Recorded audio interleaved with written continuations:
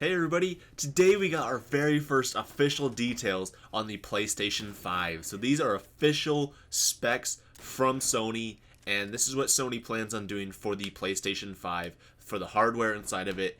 And these are straight from Sony. These aren't from, some nerd on Reddit going, hey, guys, I got some inside information about the next PlayStation. It's going to have RTX 2080 Ti's and SLI, and it's going to have a 6 terabyte NVMe SSD. And no, this is straight from PlayStation. It's not some nerd on Reddit trying to leak things. These are official specs. So we're going to go over all the details first, and then I'm going to talk about kind of my opinion at the end and go over all these things individually. So first off, let's start out where this came from. So these details came from an exclusive article from the Wired magazine. They were in talks with Sony, and Sony has confirmed to them that this is what's going to be featured in the next generation PlayStation 5 console.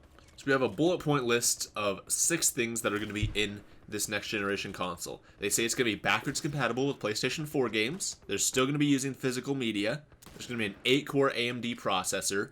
There's going to be a Radeon NAVI GPU that will support up to 8K resolution. There'll be an SSD and more storage. And they say Spider-Man load times from 15 seconds to 0.8. And it's lastly going to have ray tracing. And in the article they say, PlayStation's next generation console ticks all those boxes, starting with an AMD chip at the heart of the device. The CPU is based on the 3rd generation of AMD's Ryzen line and contains 8 cores of the company's new 7nm Zen 2 microarchitecture. The GPU, a custom variant of the Radeon Navi family, will support ray tracing, a technique that models the travel of light to simulate complex interactions in 3D environments. Ray tracing is a brand new feature for the PS5, which allows better loading and scripting of environments for the platform. If you wanted to run tests to see if the player can hear certain audio sources or if the enemies can hear player footsteps, ray tracing is useful for that, he says. It is all the same thing as taking a ray through the environment. New CPU, new GPU, the ability to deliver unprecedented visual and audio effects in a game, and maybe a PSVR sequel at some point. That's all great. But there's something else that excites Cerny even more, something that he calls a true game changer, something that more than anything else is the key to the next generation. It's a hard drive. So he goes on to talk about how Red Dead Redemption 2 is like 99 gigabytes on PlayStation 4 and takes super long to load up, and that's because it, is loading up from a hard drive. And the Xbox One and PS4 have support for external SSDs, but they don't really, benefit that much from them. You can definitely have an SSD, but it's not the same as having an SSD in your PC. And he says that even for years now, even budget laptops have been including SSDs in them. And he says what's built into Sony's next generation console is something a little more specialized. And also with this storage, Cerny claims that it has the raw bandwidth higher than any SSD available for PCs. So what? Not even an NVMe or an M.2 SSD is faster than whatever they're going to have in the next PlayStation console? What? And he says that raw speed is important, but he says, but so are the details of the I.O., the input-output mechanisms, and the software stack that we put on top of them. So let's go back over all the details from this. So they say the PlayStation 5 is going to be backwards compatible with the PS4. This wasn't really anything too exciting because we pretty much speculated that it was going to be backwards compatible already. The one thing that is disappointing to hear a little bit is that they're not saying that it's going to be backwards compatible with PlayStation 3 or PlayStation 2 games, that it's only PlayStation 4. And the only reason it's backwards compatible with PlayStation 4 is because it's going to be basically the same exact hardware as the PS4, just with updated hardware, an updated GPU and CPU and whatever, It's still going to run x86 instructions, same as the PS4. And it's a lot easier to make games backwards compatible if it has the same instruction set. Although neither the PlayStation 4 or the PlayStation 3 shared the same instruction set, but then again, neither did the Xbox 360 and the Xbox One, although Microsoft was able to get backwards compatible up and running on the Xbox One. Even clear back to original Xbox games are backwards compatible. But it's still exciting nonetheless. Hey, you're going to be able to play all your favorite PS4 games on your PlayStation 5. They're still using physical media, so this is kind of interesting.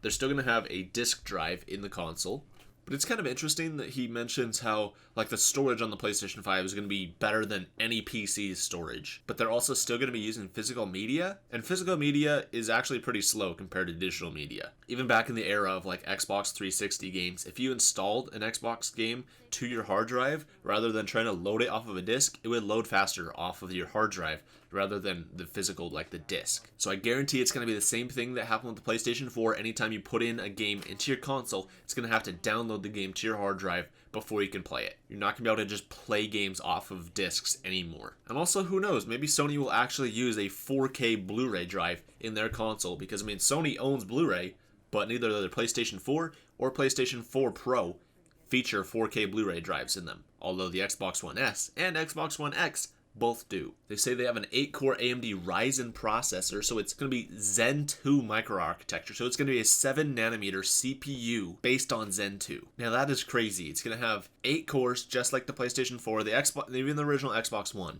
and the original PlayStation 4. They both have 8 cores. The PS4 Pro has 8 cores. The Xbox One X has 8 cores. 8 cores is basically where it's at for consoles. I'm sure these 8 cores are going to be clocked higher, and since they're using a much smaller process node from 7nm, they're going from 28 nanometers down to 7 nanometers. So going from the original PlayStation 4 as a 28 nanometers chip all the way down to 7, you effectively have 4 times the space on a die with this process shrink. So that means they can fit more level 2 cache. They can have more physical cores if they wanted to, which it sounds like they're just going to be doing 8, same as usual, but they can also have way more transistors. They can have like billions more transistors. Like, this is a pretty huge process shrink, going from 28 all the way down to 7, and then it can also be clocked a lot higher. So this is crazy. Like, I personally didn't think that we were ever going to get a Zen 2 microarchitecture in a console. So there has been rumors about like the next generation Xbox and PlayStation 4 having Zen 2, also having, you know, a new GPU, like a NAVI GPU that's kind of based on like Radeon 7. And then it was also going to feature ray tracing, which I'll get to ray tracing and the GPU in a second. But I didn't think that was actually going to be the case, because this console is most likely going to be about $400 to $500. I'm starting to lean more towards like the $500 range for this, because Zen 2 and NAVI both are not released yet. They are releasing this year in 2019, and this console, obviously, it's not going to come out this year, but it's going to come out next year. So if you're going to be buying like basically 1-year-old hardware, and you're going to get like a ballin' GPU and a really awesome Zen 2 CPU in it, and also like an SSD that even is better than any like PC's SSD, and still going to have a spinning physical Blu-ray drive in it, it's going to probably cost a pretty penny to manufacture. So I wouldn't be surprised if this thing costs $500. I would say bare minimum, there's no way it's going to cost anything less than $400. So for the GPU, it's going to be a Radeon NAVI GPU, which there's recently been talk within like the past like week that NAVI is actually going to have some high-end graphics cards, some high-end chips that are actually going to be able to rival the RTX 2080 and take on NVIDIA's high-end graphics cards. Now that would be incredible, but then again, this is kind of said anytime AMD releases or is going to release anything, everyone's like, oh, this is going to be the best thing ever. It's going to blow Intel out of the water. It's going to blow NVIDIA out of the water. NVIDIA's 1080 Ti is going to be, you know, nothing compared to AMD's next graphics card. And then, oh yeah, no, NVIDIA's still at the top, and oh yeah, no, Intel's still at the top, kind of the CPU game for single-threaded performance. But it sounds like NAVI won't beat the 2080 Ti, so it's not like AMD's going to just take over the high-end, but they're going to be rivaling the 2080, which is, you know, pretty high-end, but that's more mainstream than high-end, in my opinion. So even if we get a chip, we're probably not going to get a high-end graphics card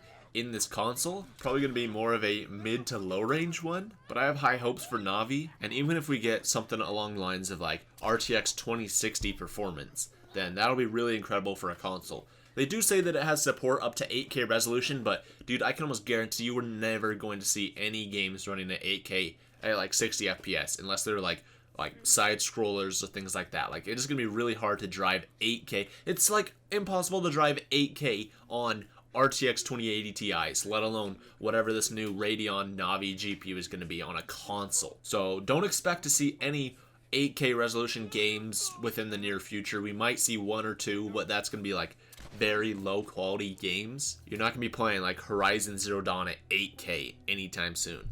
It just has support for up to 8K resolution, which if you remember back to the original Xbox One and PlayStation 4, both the original Xbox One and PlayStation 4 have support for 4K resolution, even though you could literally had no games that could play on the original Xbox One and the PlayStation 4 that ran at 4K. You didn't even have like 1440p games. So just keep in mind that you're not going to see any 8K resolution games. Then they say the SSD and more storage, and how Spider-Man load times are from 15 seconds to 0.8.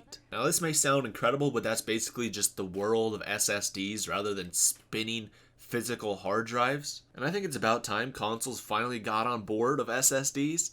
And I mean, it's like this console's gonna be releasing in like 2020, and it's gonna be the first time consoles really like are gonna ship with an SSD inside of them. Like, what the crap, dude? We've had SSDs and PCs like 10 years ago. Consoles are finally catching up, so that's good. Although I don't think I trust Mark Cerny's like remarks about how they're gonna have some sort of storage solution that's even faster than like any PC storage solution. Like, what? No, how? Like, I bet it's gonna be either based off like M.2 or NVMe. There's like, I mean, I guess they could have like a PCI 4.0 slot card or something like that, like a storage solution that's from that. But like, I don't know. I think it's pretty whack. One thing that's interesting is they didn't detail how much RAM this system is going to have, but it's probably safe to assume it's probably going to have at least between 12 and 16 gigabytes. And then lastly, they say it has support for ray tracing. So this might sound like an incredible thing, but I'm personally not, over the moon about this, because if it's going to be in a console and it's going to be based on like Radeon's Navi GPU, and it's obviously not going to be like Radeon and AMD's like really high-end GPU that they're going to be putting into like a $400 or $500 console, it's going to be more of like probably like a mid to low range card. So the ray tracing quality probably isn't going to be that great. Even with an RTX 2080 Ti, when you have ray tracing enabled, you can play like games at like 1080p, maybe 60 FPS, maybe up to like 100, something like that. There's no way anybody's even playing like RTX 2080 Ti, like probably even an SLI, might get you to 1080p, 144 FPS with ray tracing enabled. Maybe. There's no way you're ever going to get like 4K ray tracing or even 8K ray tracing. So even at like 1080p for this console, for the PlayStation 5, probably going to be a really low-end ray tracing. Like, there's probably going to be certain things that are going to be ray traced. It's probably going to be equivalent to like NVIDIA's like low-end ray tracing for the RTX series. But it still is a cool feature nonetheless. Ray tracing is a great technology, and that's really what NVIDIA is trying to push on PCs right now. So it's kind of cool that it's, coming to consoles, and that, I mean, it is a great technique, and it's a great change and innovation in the world of gaming and rendering. But I just don't think it's going to be, much of a profound impact on a PlayStation 5, or even really gonna like blow you out of the water compared to, say using a 2080 Ti on PC. So if you guys want to check out the full Wired article, it'll be linked down in the description. If you're an Xbox fan, Microsoft is expected to announce their next generation console at E3 this year in just about 2 months. So there you guys go. Let me know your guys' thoughts on this new PlayStation 5 in the comments down below. How much do you guys think it's going to cost? I say it's either going to be bare minimum $400, but more likely with all this hardware inside, probably leaning more towards the $500 range. Let me know your guys' thoughts on all this in the comments down below. If you enjoyed the video, make sure you give the video a thumbs up and subscribe to the channel if you're not already. Thanks for watching. I'll see you in the next video.